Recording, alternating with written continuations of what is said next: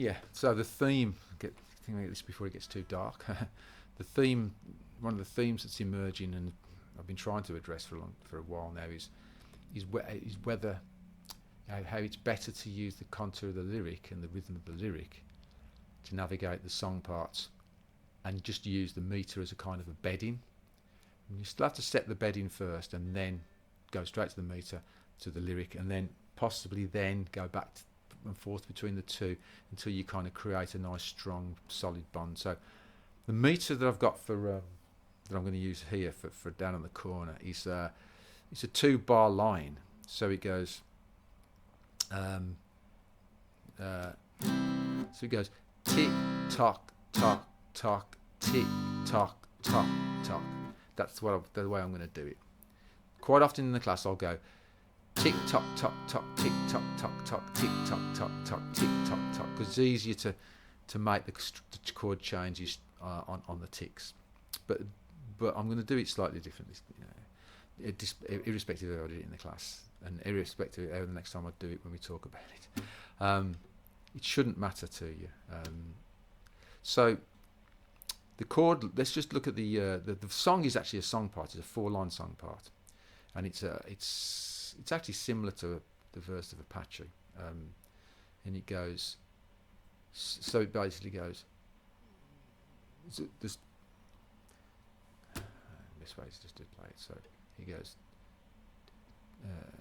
tick tock. So it's tick tock tock tock, C tock tock tock, G tock, C tock, repeat tock, C tock, G tock, C tock, F tock, C tock, C tock. Then repeat the first line. Okay, I'll do that. What it is it's chord line 1, repeat chord line 1, chord line 2, repeat chord line 1. So chord line 1 gets played 3 times, chord line 2 gets played as a third line. The numbering of them. Chord line, So I'll just play that again. So it's just say the tick. I'll say the ticks, and I won't say anything else. So it's tick tock tock tock. I've got to say the tick tocks. Tick tock tock tock. Tick tock tick. No. Tick tock tock tock. Tick tock tock tock. Tick tock tock tock. Tick tock tock tock. Tick tock tock tock. Tick tock tock tock. Tick tock tock tock. Tick tock tock tock. Tick tock tock tock. So from that, or from the records, this is part of what you've been doing for read-throughs. You've got to acknowledge and get used to the idea that your body and your ear responds to the repetition of the lines and the different third line, and what that. So you've got a contour for each line, and the way that contour stacks up to produce a contour for the entire verse that you kind of flow through.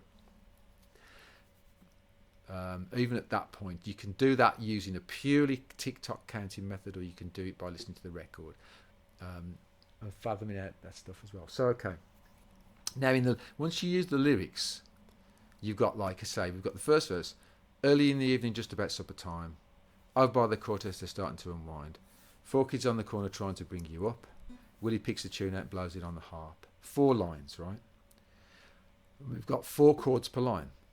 So what we do is if the way I just read that, then early in the evening, just about supper time. That's okay, kind of okay. If you're doing it as conversational language. Over by the quartet, they're starting to unwind. That's kind of, you can bunch it up like that. 4 kids on the corner trying to bring you up. It starts to get a bit wearing. Do you notice?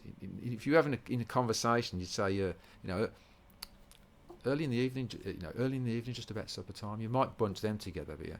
Over by the cortege, they're starting to unwind. If you say over by the cortege, they're starting to unwind. If somebody's trying to get this information off you, you put pauses in, because you go over by the cortege, let that sink in. They're starting to unwind.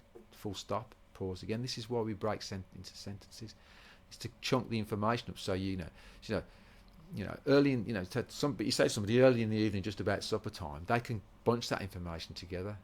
And then over by the cortex starting to unwind, they could probably bunch that, but then you get 4 kids on the corner trying to bring you up. Well, suddenly we're talking about the corner, and what do you mean by trying to bring you up? Because I still don't know what that means. and you're struggling to process, and you forget the information. So forget songs. It's like just the way that humans passage the information, parcel information up. And what we do in music is we just make that it's even slightly more formal. What happens in versification, which in poetry and that kind of thing, is it becomes even more structured, and the pauses become even more significant because rhyming language and versified language has a more formal rhythmic structure than conversation. But even in conversation, we can still put pauses in. And essentially, versification in poetry, there's nothing really added into music. It may be formalised a little bit more in certain songs, but broadly speaking, it occupies the same thing. So what are the consequences of that? Well, okay, you've got early in the evening, just about supper time. You've got a pause between. So the phrases that make one sentence can be separated.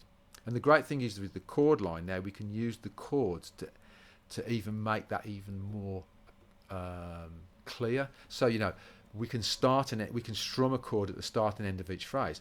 Early in the evening. Right, and then to differentiate the next phrase, we go just about supper time. So, early in the evening, just about supper time. Rhythmically, if you can it's still sitting on the pulse. So if the words are stretched out correctly along the pulse, which they will be, because you've listened to the song over and over again, and you know the rhythm of the language. And again, it doesn't have to be early. It could be, instead of early in the evening, da da da da da da da da, just about supper time, da da da da da da. That's all you need. You don't need the actual words, but you need the rhythm accurately. That's what. So then over by the quotation now, da da da da da da da da da da da da.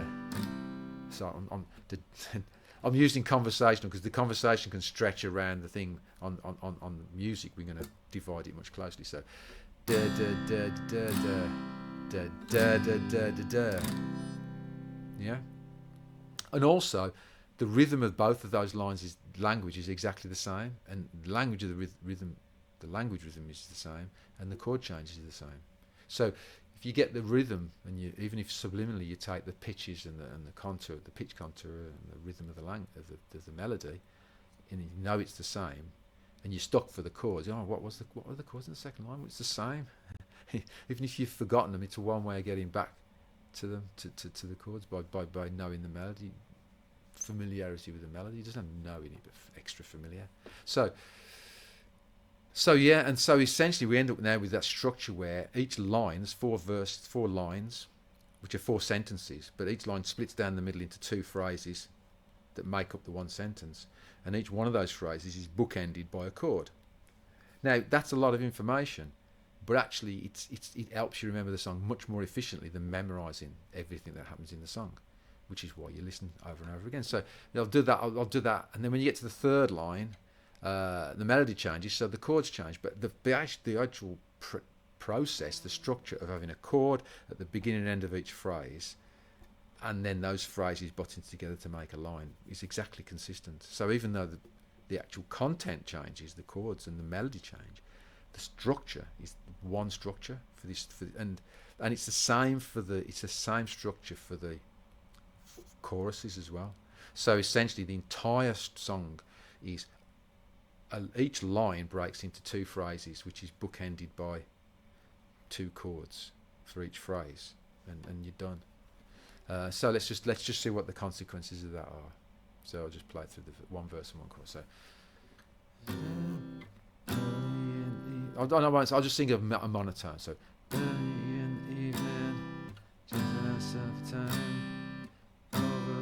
courthouse, starting to unwind.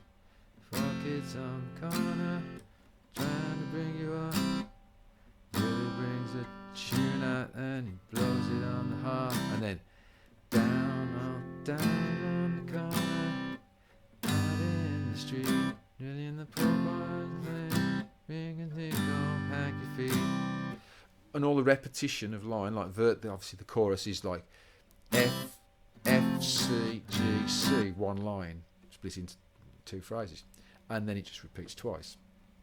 All of that repetition is what you're looking for in the read-through, all that stuff. The commonality, it's better if I tell you and then you work with it, and work through it and embed it, but sort of the stuff you should be looking at, and then spinning it out into the full arrangement, so you can remember the arrangement by one simple rule, really, one and a few other manipulations to it. So, and the thing is that's the way with Apache. If you, probably worth watching this first, then going on to the Apache stuff. Is there's no words, so the rhythm, it's a bit more abstract, but there's a melody which you could put words to. So it's the same principle, really. So yeah, see how that gets on in terms of learning and navigating the record.